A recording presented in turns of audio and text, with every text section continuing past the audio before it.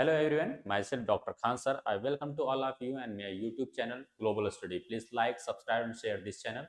आइए हम लोग एक इम्पॉर्टेंट एस्पेक्ट्स को डील करते हैं ज्योग्राफी में, जिसका नाम है human settlement on mountainous region. तो देखते हैं कि माउंटेनस रीजन वर्ल्ड में एक इस चीज को देखना है कि क्या है, कैसे सेटलमेंट होना चाहिए और कैसे होता है।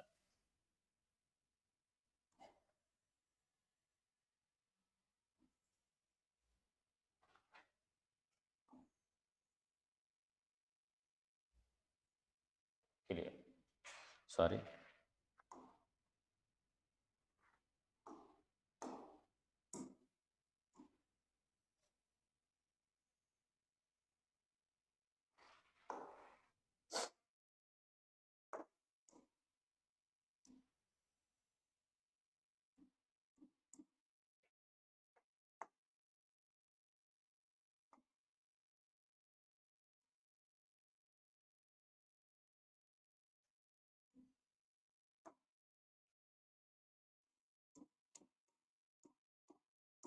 Mountain in northern hemisphere, northern hemisphere,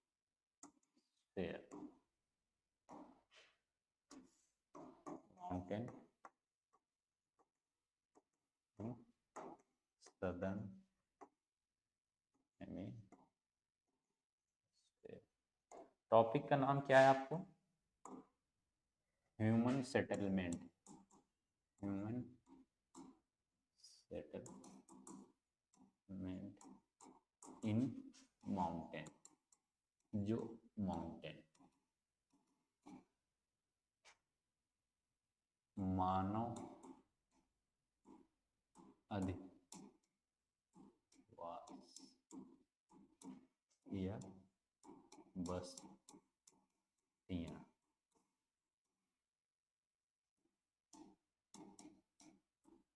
पर्वतों,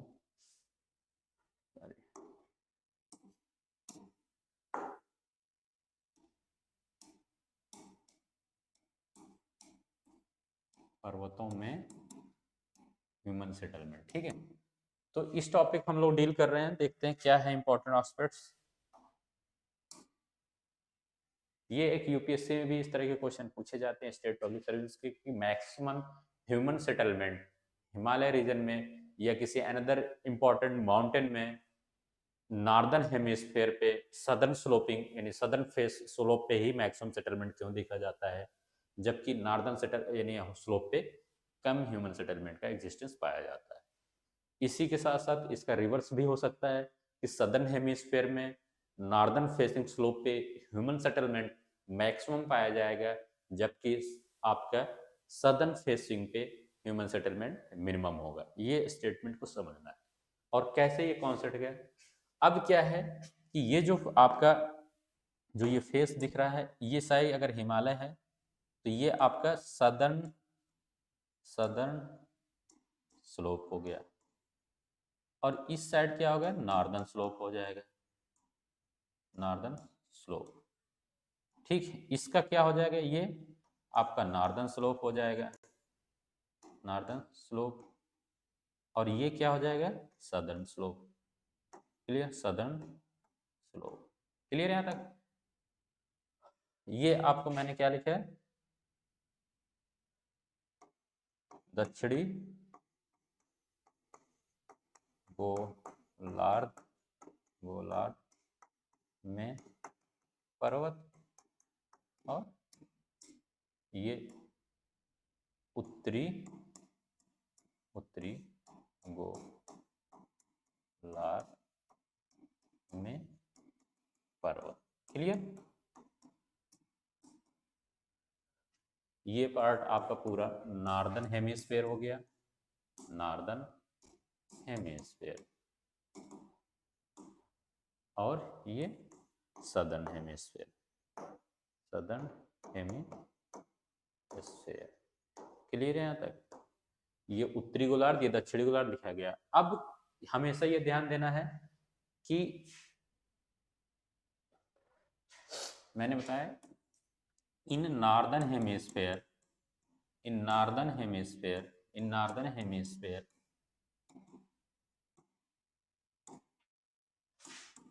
southern facing slope having maximum human settlement, maximum settlement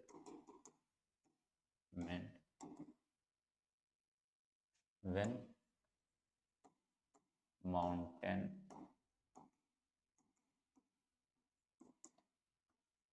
extension exists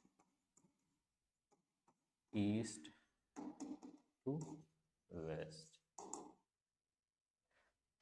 एक कंडीशन ये हो गया। सेकंड कंडीशन ये हो गया कि इन सदर्न हेमिस्फेयर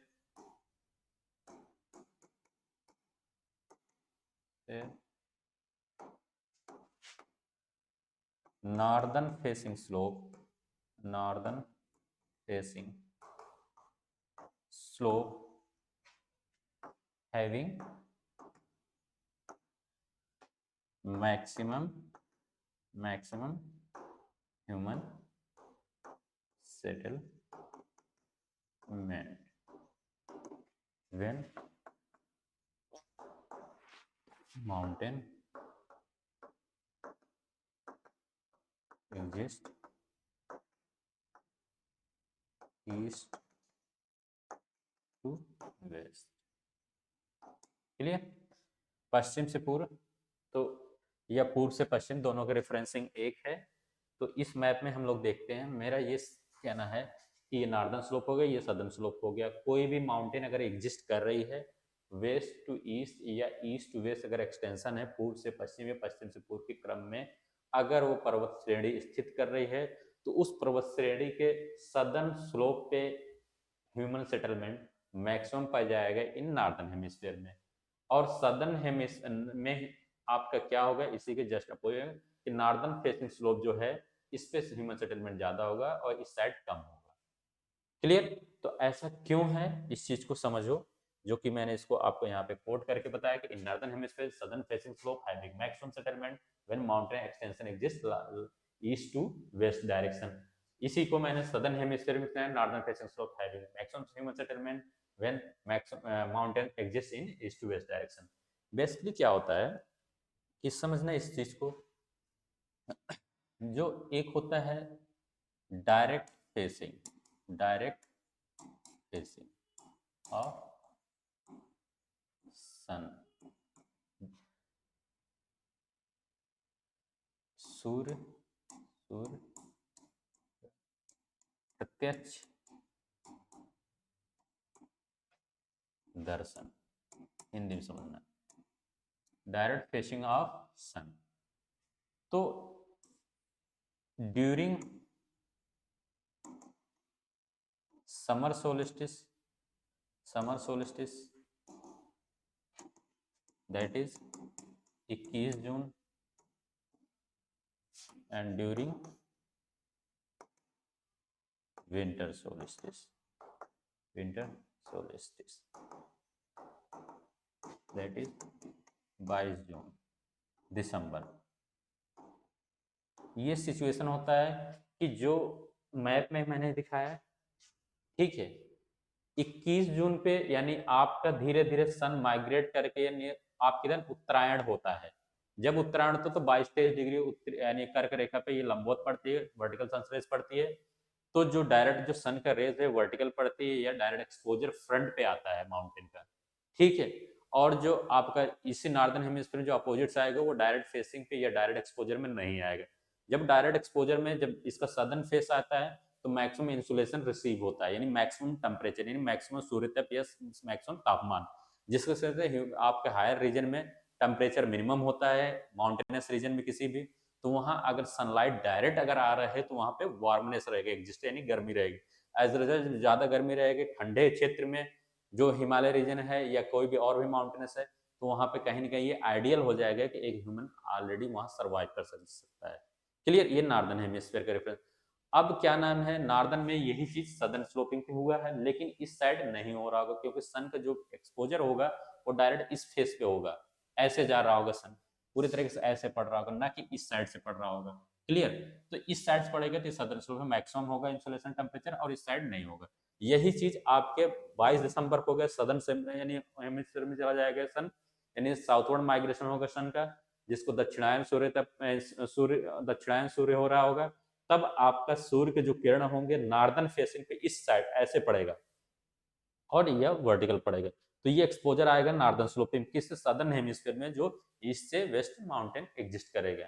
तो यहाँ पे हिमालय रीजन हो या सॉरी या कोई और भी माउंटेन्स होगा जो कि नॉर्दर्न फेसिंग होगा, उस पर इंसुलेशन यानी सूर्य तप मैक्सिमम प्राप्त होगा, जिसके वजह से हायर रीजन में टेम्परेचर ओवरऑल नॉर्मल होगा, जो ह्यूमन सेटलमेंट के लिए आसान कर देगा, यानी एक आइडियल कंडीशन डेवलप कर देगा। तो इसी रीजन को वर्ल्ड वाइज हमें कहीं भी देख सकते हैं कि पूरे वर्ल्ड में, क्लियर, ये कंडीशन कहीं भी आपको देखने को मिल सकता है। लेकिन मैंडेटरी है कि ईस्ट वेस्ट एक्सटेंशन हो जाएगा, नॉर्थ साउथ एक्सटेंशन पे ये चीजें नहीं होगी।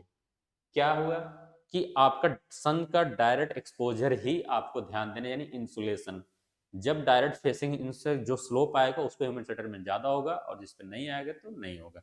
जैसे अल्प्स माउंटेन पे यानी नॉर्दर्न हेमिस्फीयर में है, हिमालय है नॉर्दर्न में है, इनके नॉर्दर्न के हिमालय यानी हेमिस्फीयर में या आपके एग्जिस्टेंस होने के बाद इनका जो दक्षिण की तरफ जो ढाल है, ठीक उस दक्षिणी ढाल पे मानव अधिवास ज्यादा देखने को मिलेगा या मानव बस्ती है, जबकि इसके उत्तरी ढाल पे कम मिलेगा। इसका प्रैक्टिकल एग्जांपल हम हिमालय में देख सकते हैं, जम्मू एंड कश्मीर आपका दिख रहा होगा, हिमाचल प्रदेश दिख रहा, उत्तराखंड है, सिक्किम, इस पे ह्यूमन सेटलमेंट काफी ज्यादा पाया जाता है। लेकिन इसी चाइना के साइड अपोजिट जब जाएंगे तो ह्यूमन सेटलमेंट कम होता है। क्यों?